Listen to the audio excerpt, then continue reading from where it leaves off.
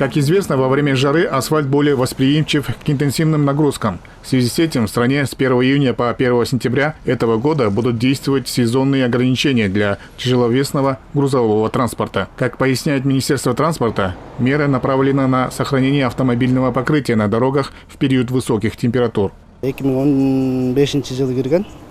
Такие ограничения действуют с 2015 года на основании приказа министра транспорта. С начала июня текущего года составлены протоколы более 70 водителям за несоблюдение теплового режима и перегруз. Отмечу, что штраф за перегруз составляет от 17,5 тысяч до 55 тысяч сомов. За тепловой режим то же самое. Также ограничение не распространяется на пассажирские перевозки, перевозку гуманитарной помощи, перевозку скоропортящихся продуктов питания и перевозку крупногабаритных грузов на основании выданного специального разрешения.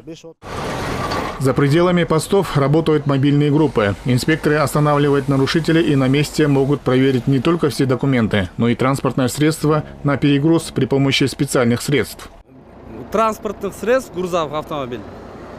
Через весы взвешиваем. У кого перегруз есть, мы принимаем меры. Статья 181, часть 1, 17500 сомов. И через весы у нас каждую ось взвешиваем. У кого перегруз, мы меры будем принимать.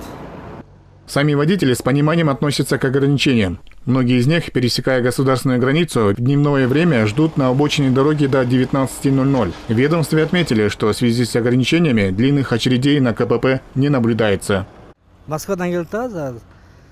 Мы едем из Москвы. Утром пересекли границу. Теперь ждем до 19:00. Потом я поеду в Балыкчы. В данный момент я перевожу солнечные панели. Общий груз вместе с фурой более 30 тонн. Конечно, мы должны соблюдать ограничения, особенно в жаркие дни. Отмечу, что в прохладные и дождливые дни можно ездить и в дневное время.